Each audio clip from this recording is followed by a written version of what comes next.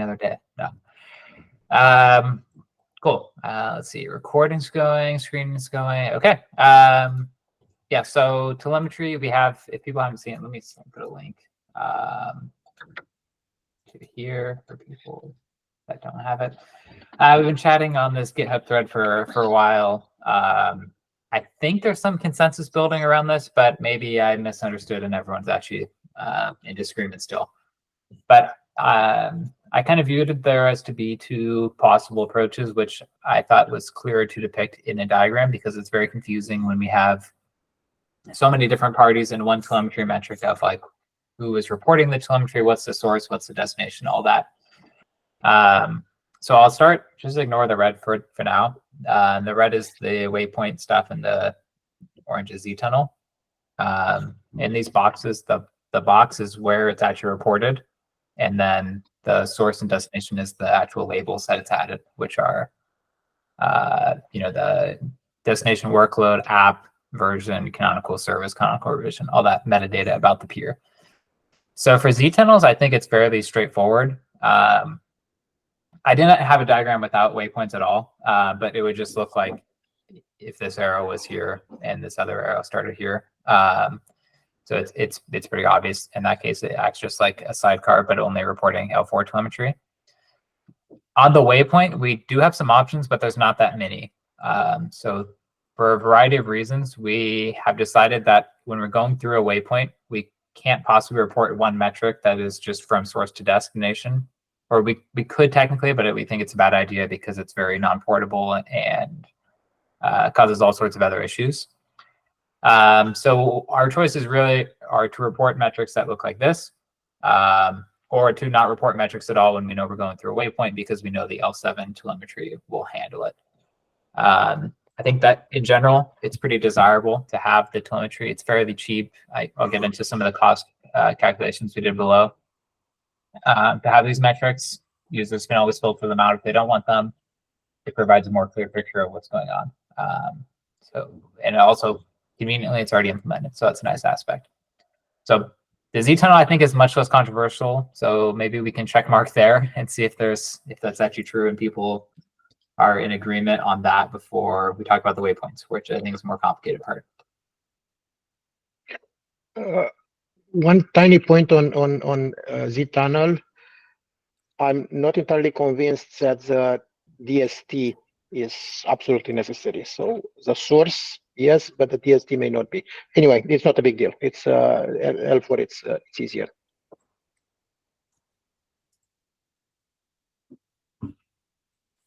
Yeah, Lei? Yeah, I have a question about the label for Z-tunnel, right? So are we going to assign some special label for Z-tunnel, treat it as an infrastructure piece? If that's the case, potentially we can do some optimization. For example, the reporter can be Z-tunnel, and from the source workload, for example, the source is Z-tunnel, right? So if the source workload label is a special label reserved for Z-tunnel, then we potentially can cut the cardinality by half because we don't need like a special reporter, because we can figure out, okay, this is from Z-tunnel to waypoint, right? Instead of, we can essentially from the label itself to figure out, it's from Z-tunnel to waypoint. But if the label is some generic, full bar, then we need a source and a destination, because otherwise we don't know, the real source and the destination is. Yeah, so one thing I want to make sure is clarified. You may understand this, but just for context for others, because I think it's been a bit confused. There's labels that Istio itself is adding to the metrics, but when Prometheus does a scrape, it's also adding labels about the thing that it's scraping. So for example, when it scrapes this Z-tunnel pod, it's going to go add a bunch of labels about this pod. It will say pod name equals Z-tunnel 123, app equals Z-tunnel, all these different things. So the metrics that are from the Z-tunnel can be identified even though in our actual code, we never say anything about Z-tunnel in the metrics. So I think what you were saying was that the reporter label that we specify should be Z-tunnel. I don't think that's necessary. We already know it's Z-tunnel by the metrics that the telemetry system's adding. And I was talking about Prometheus, but it's the same in every other system as well, that there's metadata about the actual thing that's reporting the telemetry. So I think the reporter, if we didn't find it valuable to have the reporter, then we would just remove it. I don't think we need to say reporter Z-tunnel. That being said, I do think it is valuable because otherwise we wouldn't be able to distinguish incoming and outgoing traffic, right? I guess that's not entirely my point. My point is, let's say use a concrete example, right? So from the second diagram, this single approach, the waypoint single approach. Right? Yes. So for source workload, the source is Z-tunnel. The destination is also Z-tunnel, right? A different So- Z-tunnel, but yes. Yeah, different Z-tunnel, right? So if we have a special naming scheme for Z-tunnel, for example, it's called the source called Z-tunnel source, the destination is Z-tunnel destination, then there is no ambiguity even without the reporter being source and destination. My point is the reporter source and destination is another dimension, right? If this dimension is encoded in the source, essentially what I mean is if the source workload is the Z-tunnel source, you know, okay, this is from Z-tunnel to waypoint. And the second leg from waypoint to destination, you know, okay, this is waypoint to Z-tunnel destination without, you know, relying on the reporter being source or destination. Yeah, one thing to clarify that, sorry, I said something that I think was misleading. The source and destination attributes are not actually going to be of Z-tunnel. They're going to be of the application pod. So that's one thing. I think what you're trying to say, though, is that when we have the waypoint, we have this red metric, then these yellow metrics are irrelevant because we already have a metric representing the whole thing. Is that accurate, or are you trying to say something else? I'm trying to say something else, but I think you somehow answered my question. You are saying, okay, for Z-tunnel, we don't plan to use a special label to designate its label. Essentially, it will be some generic app something, right, to app another thing. Then you don't know whether this is Z-tunnel or not, essentially. So if there were no Z-tunnel, then no layer 4 telemetry gets reported because we don't have any visibility into that traffic. And John, I just want to check and make sure I'm understanding this diagram correctly. These source and destination rectangles on either side, those are the application or workload pods, not the Z-tunnel source and destination. I think my diagram was not as thorough as it needed to be. So there's two parts. There's what is actually reporting the metric, and then there's what are the source and destination things that we fill in. So the thing actually reporting the metric that is being scraped by Prometheus is Z-tunnel, the source and destination Z-tunnel respectively, right? So it's going to add all these labels like pod name equals Z-tunnel. Sorry, what's that? That'll be reflected in the reporter label for the metric. Well, the reporter just tells you whether it's inbound traffic or outbound traffic, really. So do any of these values in yellow, do any of those point to the Z-tunnel, or do they point all to application pods? So all the values that are emitted from Z-tunnel as labels are all about the peers, not the Z-tunnel itself. It will say source workload is HTTP bin, destination is waypoint. Or if it's not going through waypoint, it's product page or whatever. But Prometheus is still going to augment those labels with additional labels about the thing that's being scraped, right? So you can still identify that it's from a Z-tunnel and even which Z-tunnel. Now, That you may later decide, you know, you want to do some federation and squash those and say, I don't care what Z-tunnel pod it was, just, you know, aggregate it, whatever. That's pretty common to reduce costs. But that's what you're going to get out of the box. Does that make sense? Yes, it does. Thank you.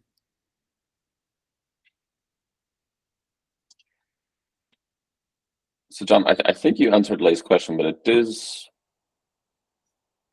if in the bottom diagram situation, or actually any of the diagram situations, if you're writing queries and you want to filter out waypoint traffic, right? So you're just trying to see Z-tunnel to Z-tunnel traffic, which is not represented in the diagrams here.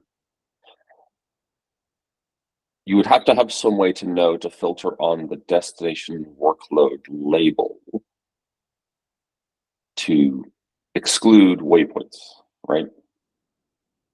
Yeah, there would need to be some attribute that you have about that, something in the destination metadata that makes it say it's a waypoint, which there's probably not a common thing. I mean, what we get is, yeah, there's not going to be a common thing. So.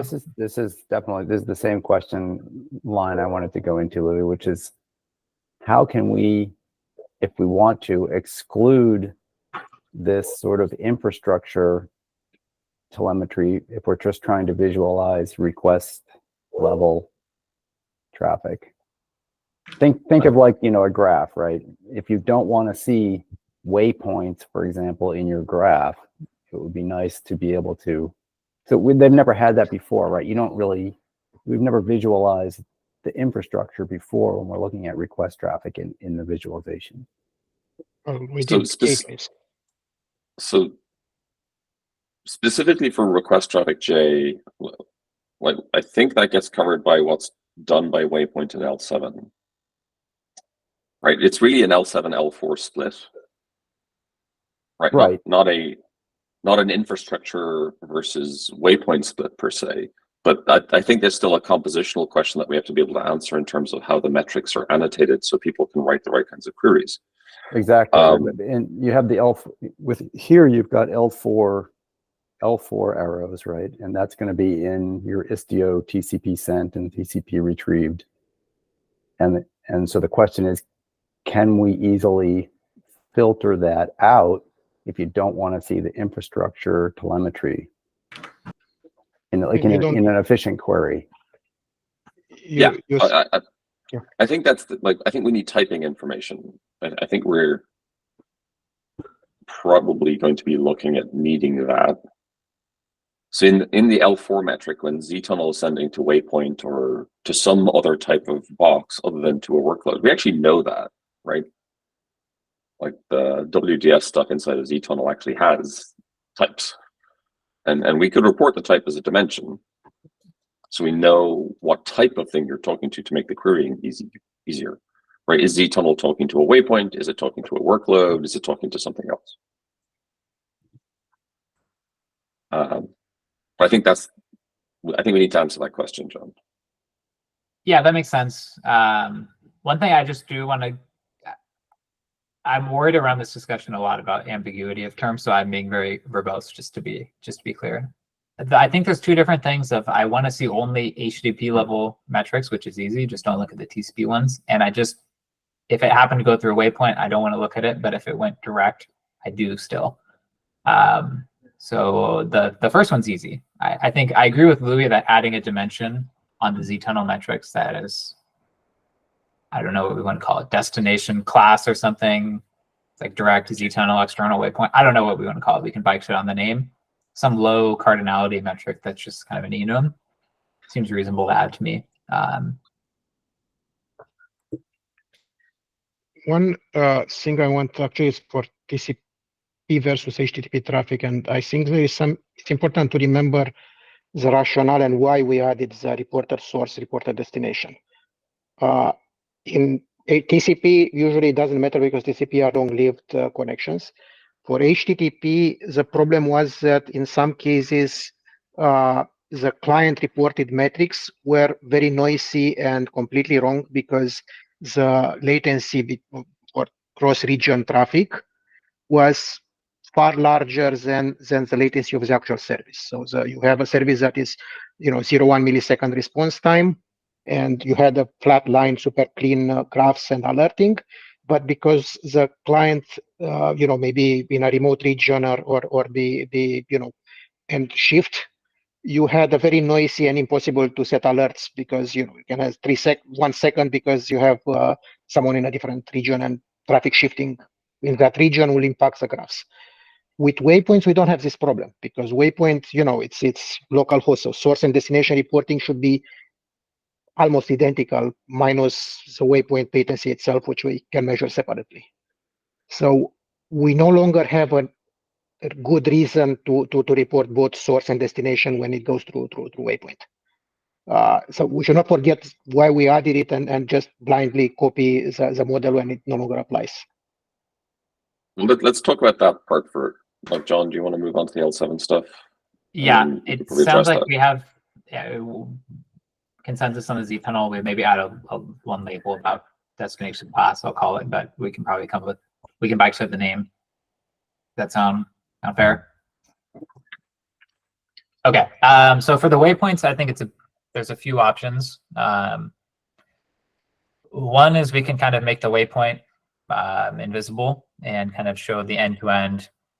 Here was the original. Here's talking about the bottom one first. This source talked to this destination and it went through the waypoint. For this, it seems like we probably need a new reporter type of waypoint or something along those lines. Maybe we could get away with squeezing it into destination, but I feel like the semantic differences here warrant kind of a new reporter, but we can discuss that. Another option would be to do something more like we're doing with the Z tunnel and more like how an ingress gateway behaves today. So actually, for some context, this line right here is what an ingress gateway would do. It doesn't know anything about it doesn't have this line at all because typically the client is coming from the public internet or something for an ingress gateway. So it makes a bit less sense for us to report source pure metadata because we have no idea who some random IP address is. With the waypoint, that's not really the case. So we can add that additional part as well, and we can kind of get both hops. So those are kind of the two options. If that's not clear, I can discuss those a bit more. I think that for some of the reasons we mentioned here, the bottom one is a bit more preferred. It's a bit more clear the intent of A is talking to B, and we can clearly see that. So, yeah, thoughts? I feel like I have a lot more reasons for why, but I'm not remembering them off the top of my head. So go ahead, Louis. So a couple of points, right? So the top version is basically splitting the metric reporting around, let's just talk about services, the service boundary, right? So the top one is client talks to service, you have a metric for that. And then that's the left-hand side. And the right-hand side is service and how it's implemented by backends, right? And that's like the right-hand side is what you see in ingress gateways. With sidecars today, you get what the bottom side is, the bottom part of the picture is doing, because sidecars report source and destination. The reporter happens to be the sidecar, but let's ignore the reporter for the moment. The cardinalities of these two options are radically different, right? The bottom one is m by n. The top one is 1 by m plus n by 1, right? So it's m plus n. So a big part of the discussion is, right, obviously m by n provides more fidelity, right? Who's talking to who? Is it a bearable cost? Costin, I don't think, and to answer your question specifically, right?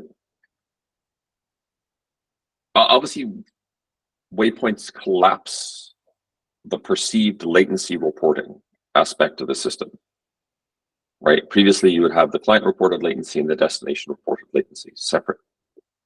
So one metric fact is now eliminated in this world because there's only one latency that's being reported, and it's being reported by only one thing, the waypoint.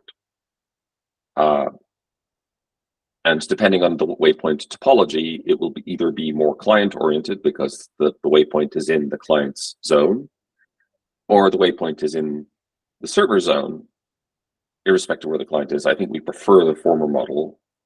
So, but the waypoint is the service latency, right, in aggregate.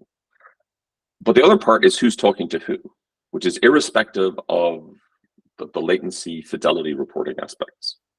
And you're right to point out the difference of operational telemetry, like is the waypoint working well, from service graph, right, which is the who's talking to who part.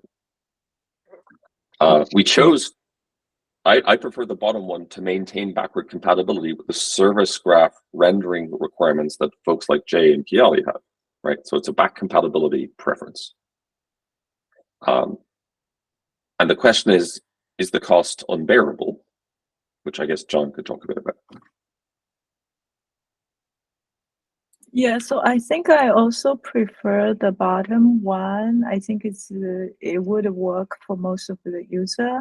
However, my question would be, if we go with the bottom one, now if I need to debug how much time does it spend between my waypoint to my destination, or from my source to my waypoint, is there a drill-in version we could potentially provide to enable people who is looking at, look, there's a big latency between my source and destination. How am I going to figure out where the time is spent, especially waypoint could potentially be in a different node, or maybe even in different subzone from source or destination?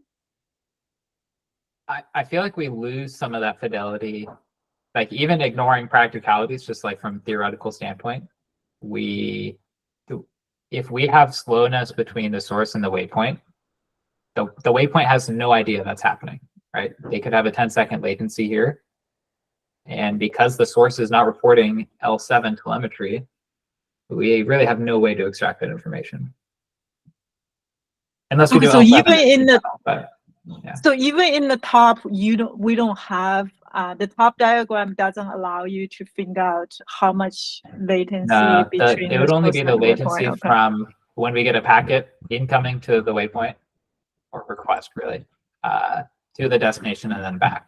So anything that's going on between the source and the waypoint, we're totally blind to, right? But the user would expect to see that, though. I mean, we probably have that information from the Z tunnel, right? We do not. We don't. Oh, but they're only for layer 4. Okay. The layer 4, Uh, yeah. And layer 4 has no latency metric, Lynn, unless we generate a Yeah, synthetic. right. I realize that. So, okay, I guess what I'm trying to say is the same we're going to produce could be very different than what the user are expecting to see from what I just learned. I want to twist a bit one of the same points that Louis made. Yes, today we have the waypoint as a kind of a client oriented, and we prefer, if you don't have any other choice, put the waypoint in the client cluster. If you have multi-cluster, multi-region stuff, because the point of waypoint is to load balance in large part, and if you hit a region, it's too late to load balance and to do any kind of global load balancing other stuff. So that's absolutely true.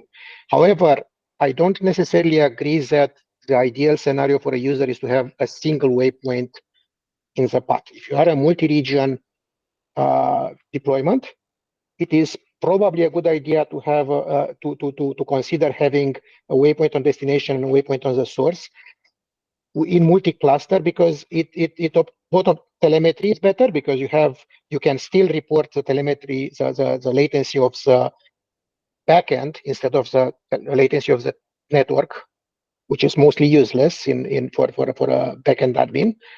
But also you can do better load balancing, because the waypoint in the destination can do local load balancing, and the waypoint on the source can do cross-region load balancing.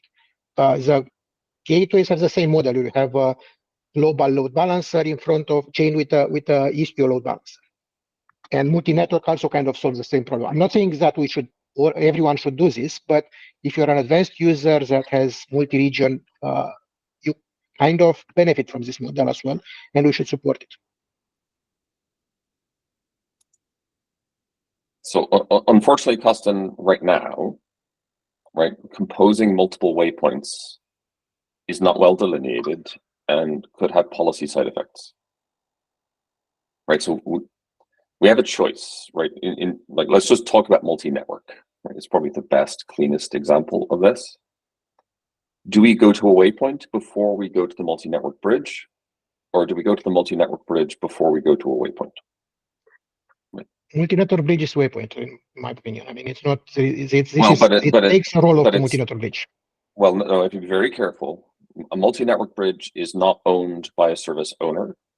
It does not enforce policy on behalf of a service owner. Yeah, right now in the current models, right? Like east-west gateways are just dumb forwarders of traffic owned by admins. East-west gateways should go away because they are completely useless. But they should be replaced with either real gateways or waypoints where you can apply policies at the boundary. Of course, not disagreeing that current east-west gateways are bad. I'm just saying that the east-west gateways needs to be replaced with a waypoint, because you need to apply some policies. And again, who owns it? It's a relatively complicated story. It's very, very important, right? Because we're telling people not to have multi-tenancy in waypoints for the most part to avoid noisy neighbor problems in configuration of policy. I'm not sure we all are telling people that they should not have multi-tenant servers. They may have multi-tenant if they can handle noise, or if you want better, because have trade-offs in both cases. We Istio offer no API mechanism to control for noisy neighbor problems right now. In gateways and other things, true, but users can choose, how much they pay, and we are defining the contract, not necessarily. Admins can do other stuff. Vendors can do other stuff. We Istio, in this context, this conversation, don't provide, which is why our recommendation out of the box is to use single tenant gates for waypoints, because we have no safety guarantee in EA, right, for multi-tenancy. Right, and you're right, the same problem exists for ingress gateways, which is why we tell users and admins to control their config.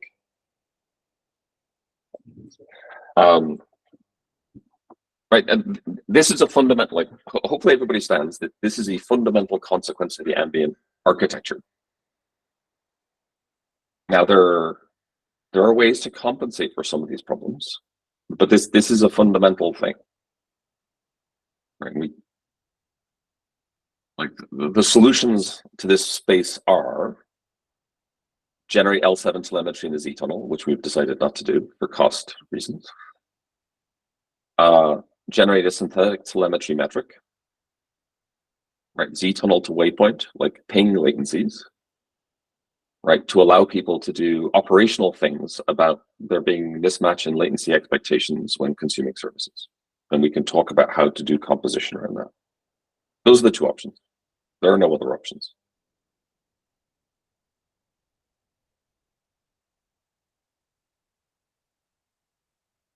As long as Z tunnel remains L4 only, right? You can only have synthetic latency. Sanjeev. I think this multi-cluster thing that Costin brought up has several dimensions here. Just from my understanding, in regular sidecar Istio, when you have a multi-cluster scenario, let's say it could be single network or maybe even more advanced multi-network, is there a need to sort of have a single L7 centric, sort of connection centric view across the across end-to-end, across multi? I feel like the whole multi-cluster dimension is, significant in that angle, and I was wondering if anything was done specifically in the sidecar proxy for L7 metrics across a multi-cluster topology. That's a whole set of issues to be thought through there. Right, so in sidecar, because there's a separate metric reported for the client perceived L7 latency and the server perceived L7 serving latency, they're reported separately. So you get both views, right? You get two facts reported. In waypoint, you can only report one fact, right? It's what the waypoint saw. And because right now there's only one waypoint in the path, you only get one fact, what the waypoint saw. And that's why Costin was making the point that he was making, right? And then who cares about which of those latencies?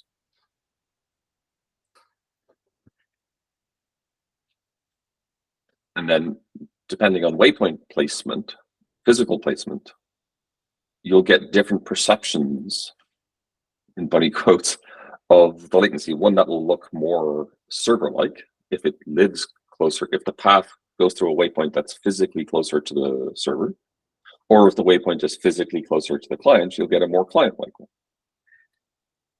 Right. I think the entire multi-cluster discussion. So you could have gone through a couple of east-west gateways along your way between the source and the destination, and with the sidecar mesh, that's all invisible, right? You're just looking at the final client and the final source, the end-to-end clients and servers, and not any other metrics along the way, including any east-west gateways.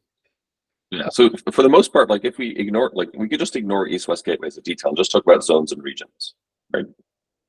Mm-hmm. If the client and the waypoint are in the same zone and the server is in a different region, you'll get a client-like latency because the latency in the zone is really, really good, right? Like typically sub 100 micros.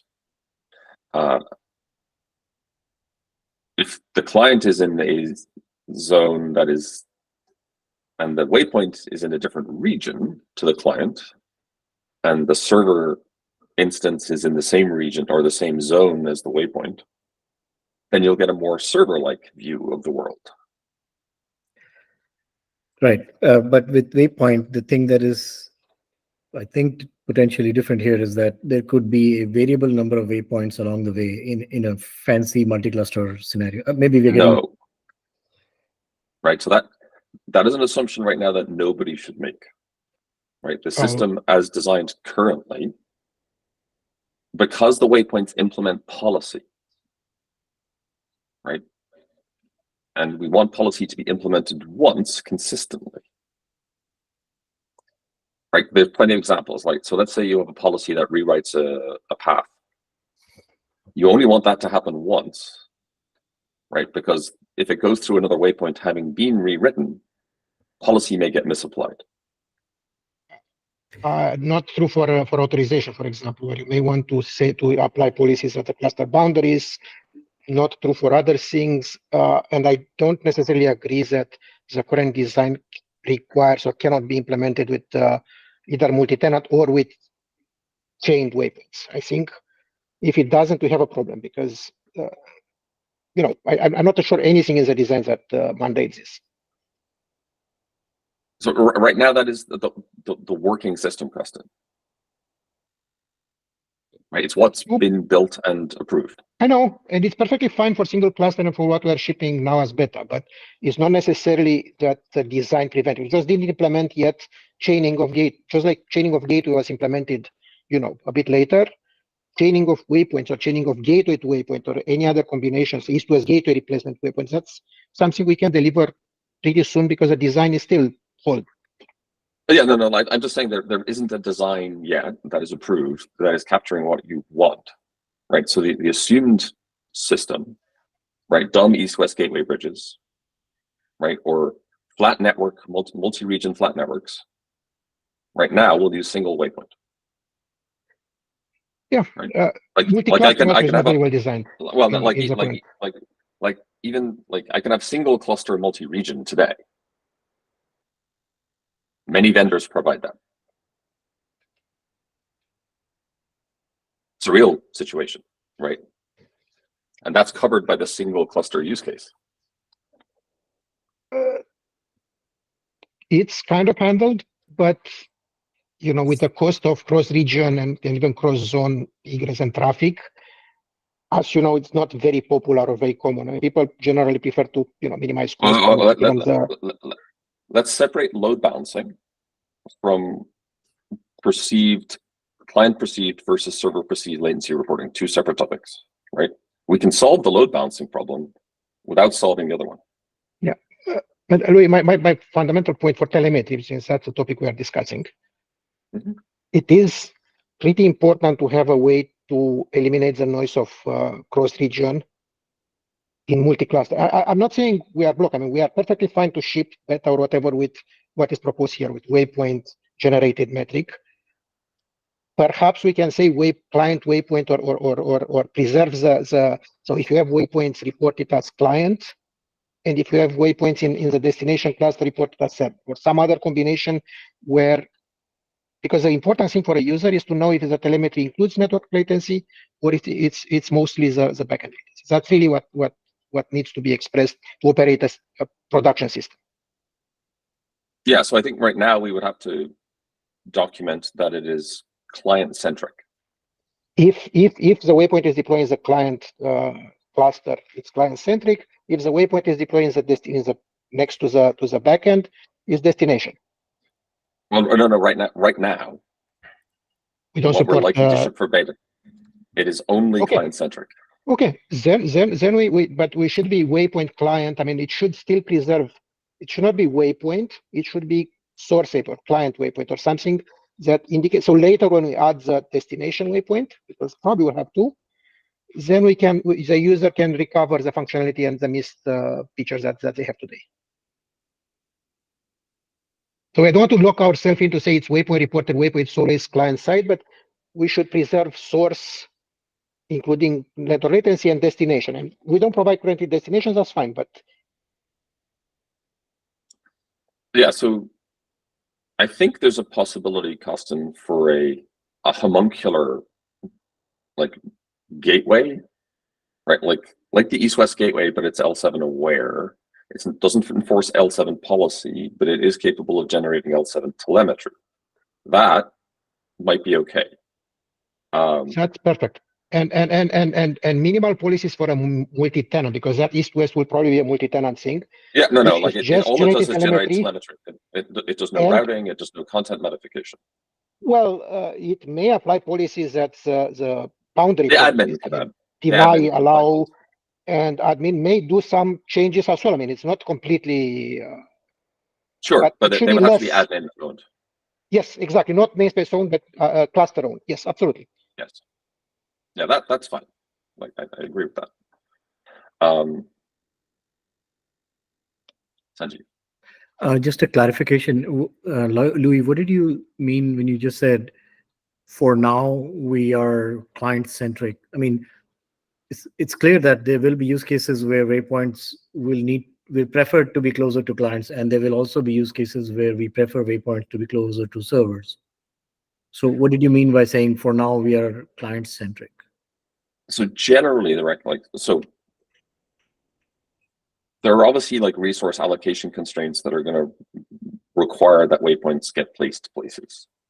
Since waypoints do load balancing, it's generally better that the waypoint is closer to the client than closer to the server for that reason alone. Yeah, that's why I say it's. Except like, it's not required, right? Like I may only have one waypoint instance running to keep the cost low, and I have a multi-region cluster. Therefore, it just exists in one region, and if clients are trying to talk through it, some of that traffic may be cross region. Or there could be 1,000 clients, and you want to just have two waypoints close to the 5 servers rather than closer to the 1,000 clients. Yeah, so I mean, it'll be per region breakdown, right? Like that's really what will control this. So you must have client because you want to apply global load balancing. Let's say you have 100 servers in Europe and 10 servers in US. You want the clients to shift traffic to Europe because it has more capacity. Yeah, so you must have client side load balancer, because if you hit US, you don't want to go back into Europe. Agreed. What I was saying was that do we not agree that there will be use cases where client side where locating the waypoint closer to the client is preferred, and other use cases where locating it closer to the server will be preferred? So it's hard to think of a case where you would prefer other than resource constraint, which is just it's a constraint, it's not a preference. I would say you would prefer client side. You would prefer both, but if you cannot do both, you should prefer client side. So there is no case I know where you prefer destination only. having source and destination, I think it's the best. If you cannot, source only.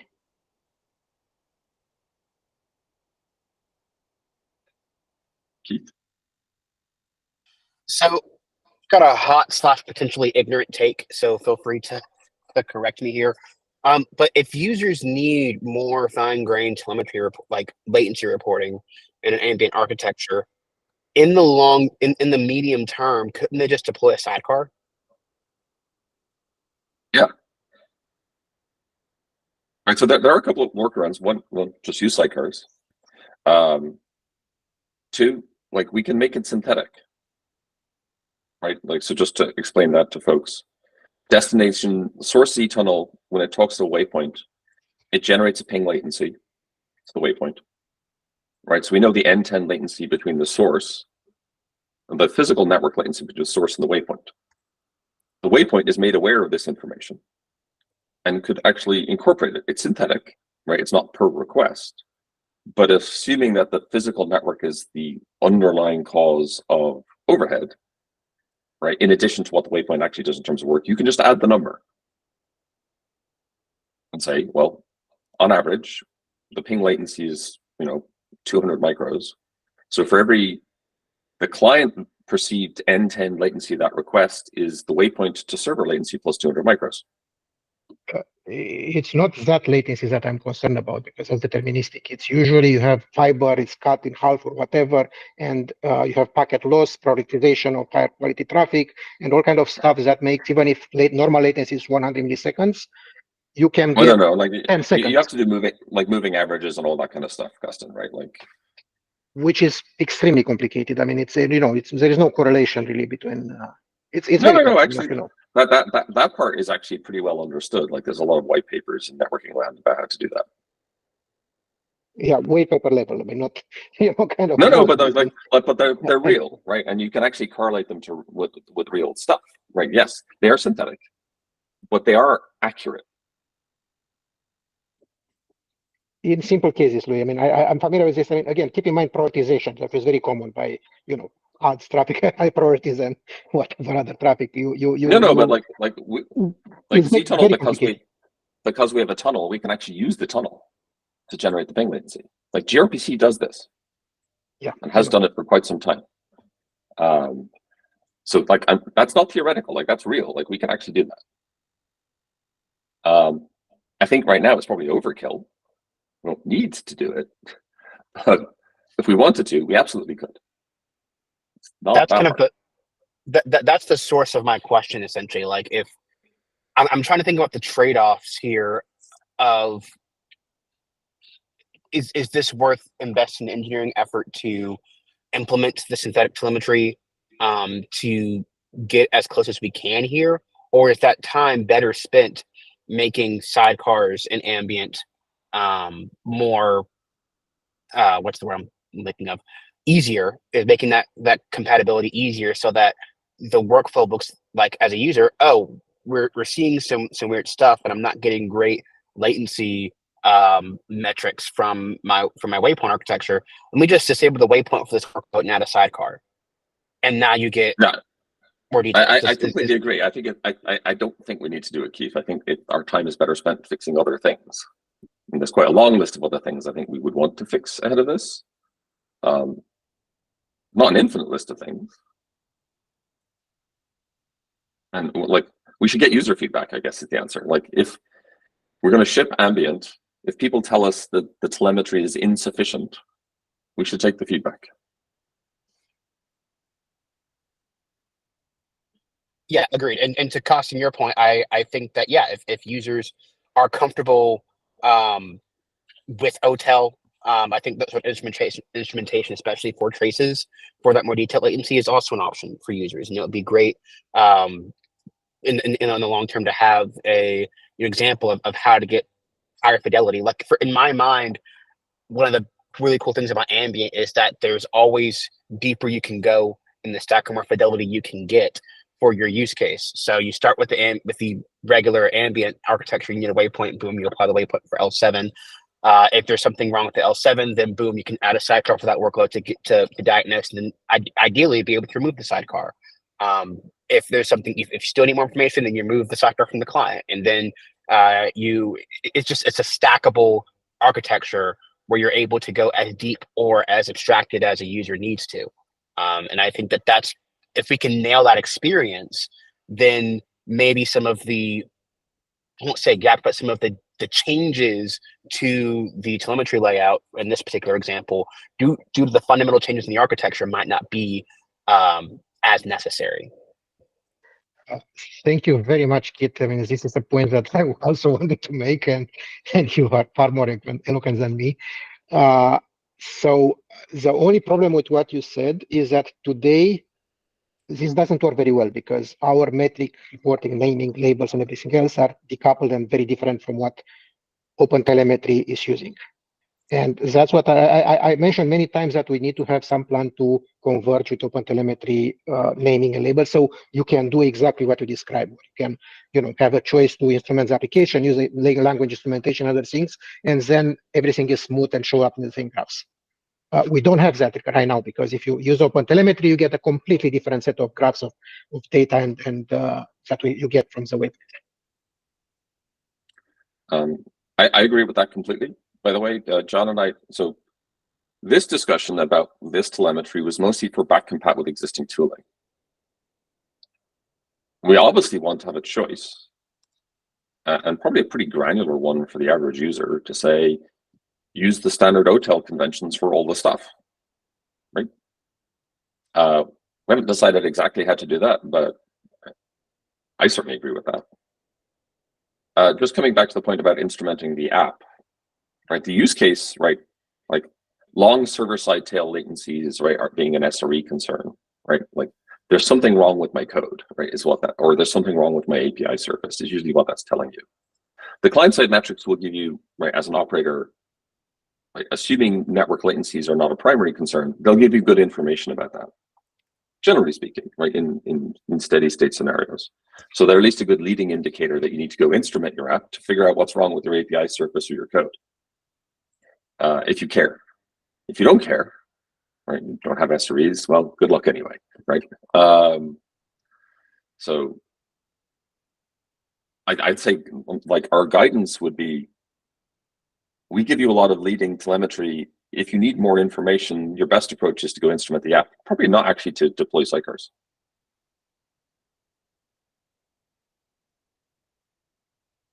Because it's better for you, right? You'll get more control, you'll get more information, you'll actually be able to get operational control of your application over time. If you can't do that, well, then at least we're giving you something useful, which has been our point from the beginning, right? Like, our telemetry is good. It is not use case specific, right? It isn't looking at the diverse implementation details of your application. And if our telemetry is telling you that your application has a problem, then your probably next step is to properly instrument your application. Or it should be. Not everybody can do it, but that's what it should be.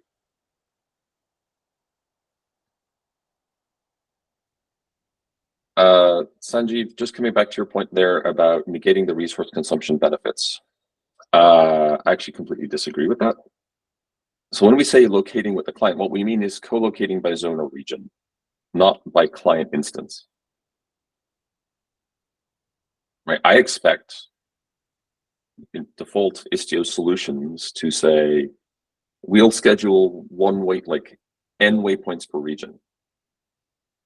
Right? And that's how we would do scheduling.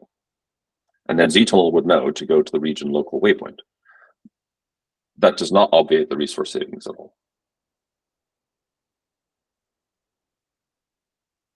Yeah. So the waypoints will be, let's say, in a small number per region which has clients, right? Like, let's say 2 waypoints per region which has at least one client. Is that what you're saying? Something like that, yes.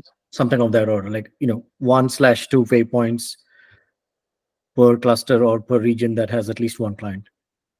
Yeah.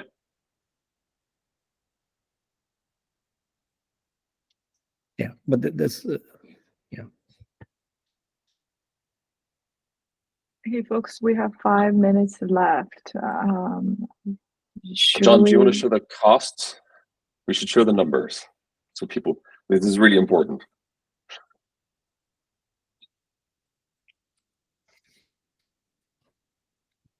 Sorry, I was muted. I do, but I'm starting to think that they're not fully accurate. It's a bit hard to simulate because we have like some number of clients talking to some other things.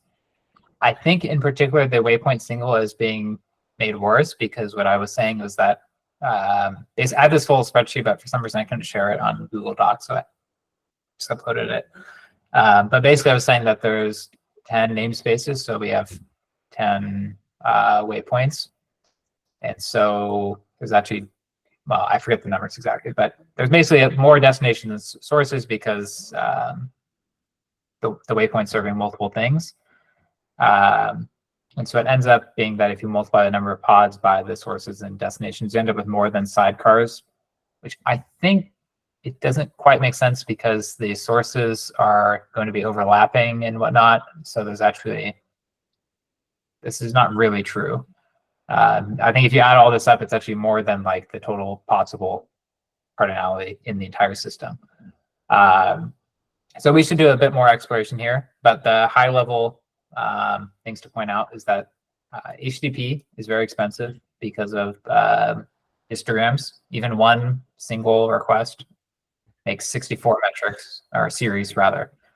A series, I used Grafana Cloud's pricing just to put something that's more quantifiable than some giant number. They charge, I forget, $1 per 1,000 series or 8 cents 1,000 series. I don't know, something that gives you this this number.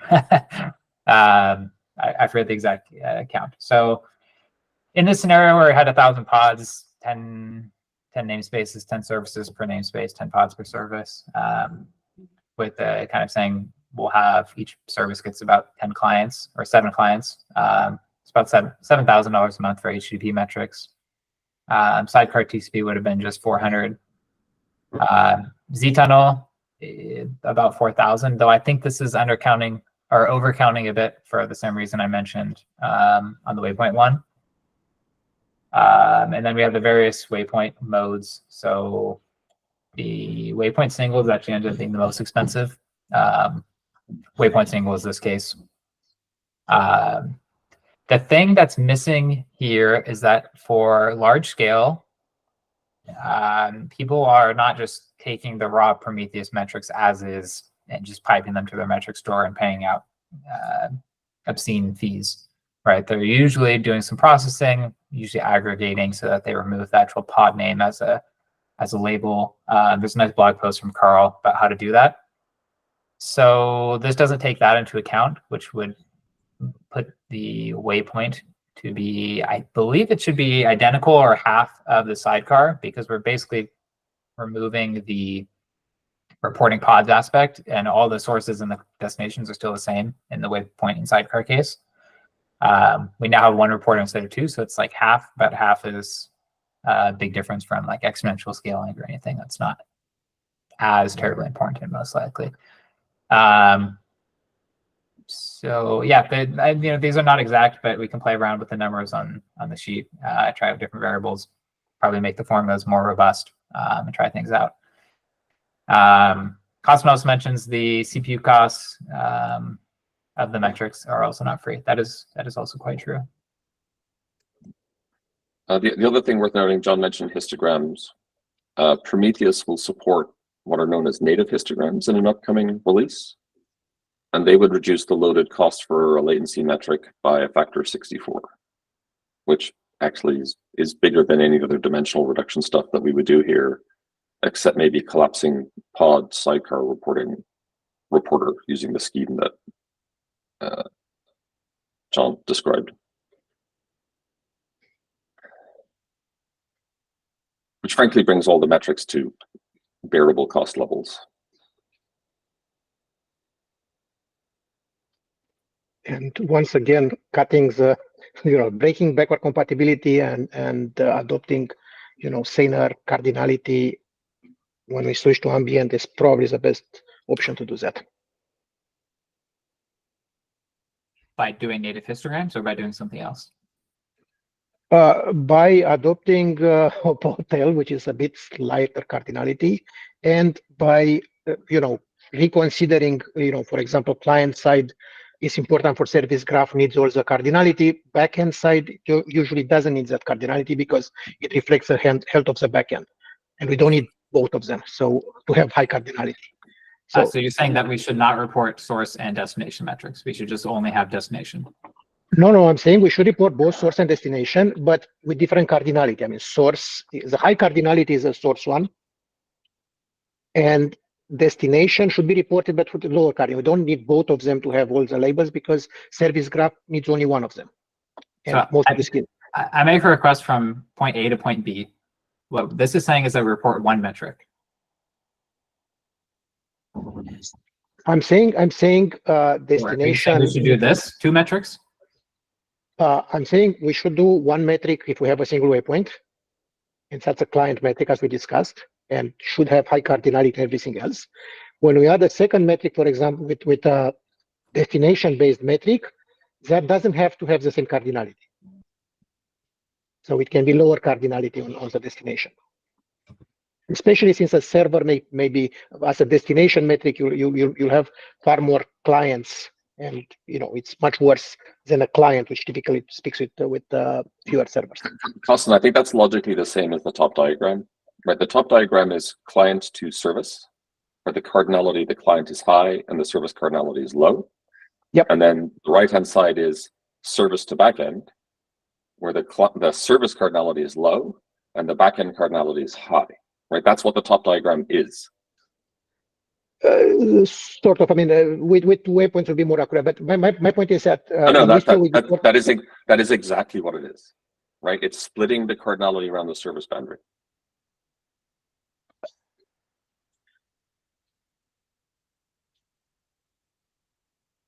Is the top graph the ones that I saw that the second one is what we are preferring for. Yeah, no. We were saying we were preferring the bottom one for back comparisons, Yes. where it's full cardinality, like backend and front and client.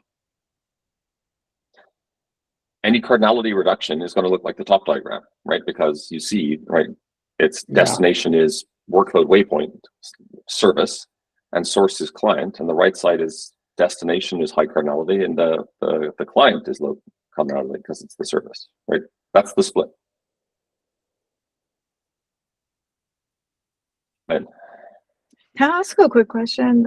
So John, in your table, when you say waypoint double, waypoint single, is the single refers to the one at the bottom on the diagram? Yep. So why is that a lot higher as far as the serials and cost? because the cardinality is high on both sides, Lynn.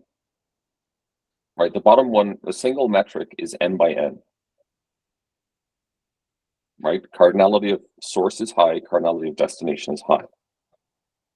The top diagram is m plus n because you have two metrics, one high client cardinality, low destination cardinality, and another one high destination cardinality, low client cardinality. Okay, that makes sense. So it makes a huge difference as the number of your source and destination goes up. Yeah, so either you're n by n or n plus n, right? That's the choice. But effectively, like there along with cost comes value. If you're trying to answer questions about service to service latency characteristics, the low cost method really doesn't provide you a mechanism to answer those questions. Yes, I can't answer a question like when A consumes or Go sends traffic to B, right? Why is its cost high when other traffic going to B is low, right? It's harder to answer those types of questions if you don't have n by n. Thanks. So the question is, because n by n is what we have today, right? Sidecars generate n by n times 2, actually, right? The proposal was do n by n times 1 in waypoint, and then just show the costs, because right, that's what we have for back compat. If we did the split mode, the waypoint belongs to a service or maybe a set of services. So the n by n that you're losing is if the waypoint represents more than one service. You're also losing the pod to pod, which I'm guessing isn't particularly valuable, assuming that pods are relatively homogeneous within a service.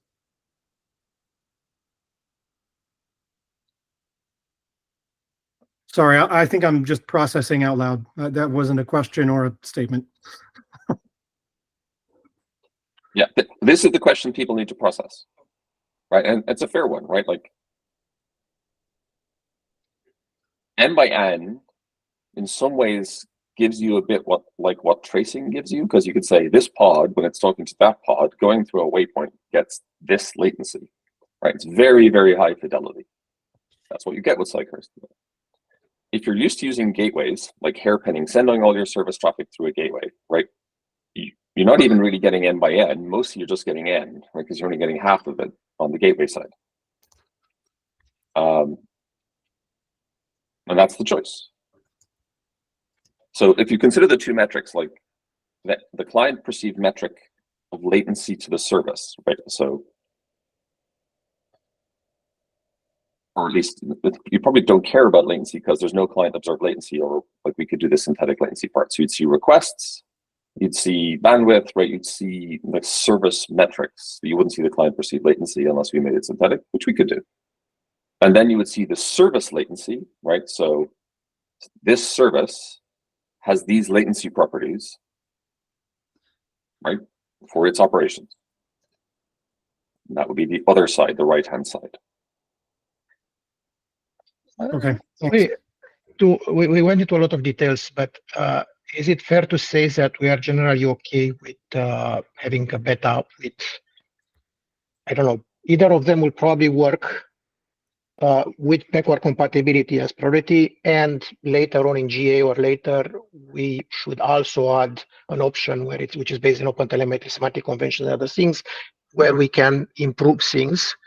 But I don't think we need to delay or block or not do both of them, because both the backward compatibility is important and moving forward. Yeah, so I agree with that, and like we need to offer some choice in terms of the generated stuff. For the most part, that choice should probably be made by an admin, at least by default. Like, don't need to use the telemetry API for it. So there's just something in the mesh config that says generate Prometheus or OTel, generate n by n, or generate n plus n. Exactly. Those two options. Absolutely, and without the fine-grained granularity of telemetry API, where you kind of do arbitrary, you can do that's unrating. Just 3 options, basically. Yeah, 2 or 3 options, basically. Okay, I think we are on the same page. And okay.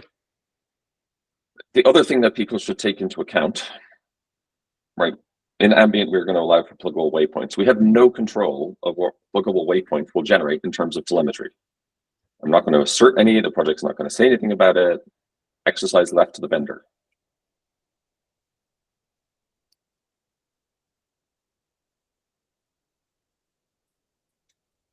Yes, all we can do is recommend things. Yep, which is very likely they will do anyway, because again, there is an entire ecosystem around it, and it would be crazy to not do that if you are building a solution today.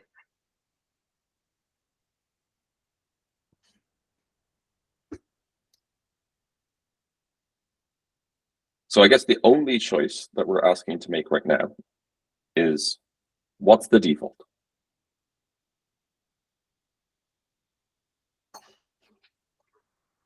My preference, so my vote as a member of the TOC, would be to generate the thing that's mostly back compat.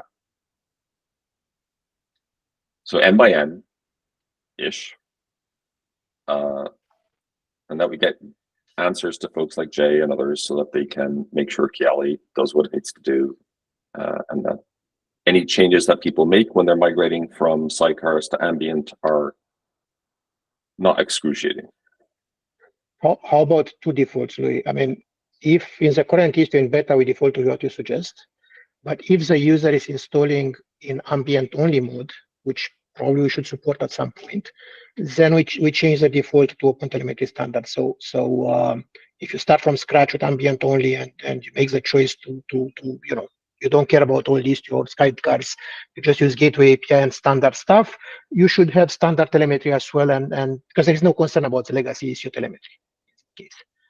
And that can come later. I mean, I'm sure it will come. I mean, I'm sure at some point people will say, I don't want any sidecars, I just want ambient. And that's fine. Oh, well, I mean, the default use case for beta is net new user. So it's a very fair question. Right. Yeah. So in that case, I could also argue maybe one should be the default. I'm sorry, the two metrics, if I wasn't clear, the above, the top diagram. No, but we don't have it, and it's quite a lot of work to get Kiali to use standard telemetry and to switch to standard. So that's going to take a while to generate the standard telemetry. Because the way user can think about this is waypoint is just a gateway on the graph. True, but I'm talking that about. Makes sense. Lina, I'm talking about the name of the metrics and labeling and all the other stuff. I mean, when I say standard, I mean the semantic conventions and kind of what instrumented applications generate. So we have what Louis was saying earlier. Yeah. So basically, OTel versus our current set, and then M by N versus M plus N. I think it's reasonable for Costin to say OTel should be the default for net new users because it's more likely to be forward compat. It's work to do that, to get it done for the beta, but it's a reasonable point. And then M by N versus M plus N, and I would say, regardless, I would favor doing M by N as the default because I don't know how Kiali is going to work, regardless of whether they're getting M by N from OTel or from Prometheus. And I think it would be a lot of change for them to adapt to. But there are people out there who obviously don't use Kiali and who may favor having M plus N because they want to keep their costs down. But on the cost side, there are other solutions to cost, right? Like the reporter collapsing stuff, which reduce the orders of magnitude, and plus the histogram stuff to the point where it's probably negligible. And so there, I would just argue we're always doing M by N, and we're just looking to do reporter cardinality collapsing to reduce cost, and I think we get some of that with OTel anyway. So I would suggest we're always M by N, and the default choice is OTel versus legacy Prometheus metrics. Yeah, I wasn't thinking about that angle. Okay, I assume we can keep the costs down because you said, right, there are ways to optimize it. I was just thinking, if we roll out Ambient for new user, which is what Ambient was designed for, the way user is going to think about waypoint is a gateway. And I think that two metrics maps pretty well, at least the second leg maps pretty well to what user envision the gateway is going to provide to them. I mean, M by N is a strict superset of M plus N, so you can always visualize M by N in the M plus N manner. Right? It doesn't. Okay. M by N always gives you more information than M plus N. Right? So you can always create a server side view and a client to service view from that. Okay, if you say that's a fair point. Yeah, so you don't lose anything basically, which is nice. Do you have any other votes on this? Well, probably capture your opinion in the GitHub issue. That's what I would say, or ask questions there. Yeah, sounds good. Well, good education. Thank you so much, John, for leading the discussion. Thank you, Louis, too. Yep. Thanks, everyone. See you all next week. Yes, we'll have one next week, but then probably cancel the week after for KubeCon. Yep. So if you have anything you want to discuss, put it on the agenda next week. See you, everyone. Thank you.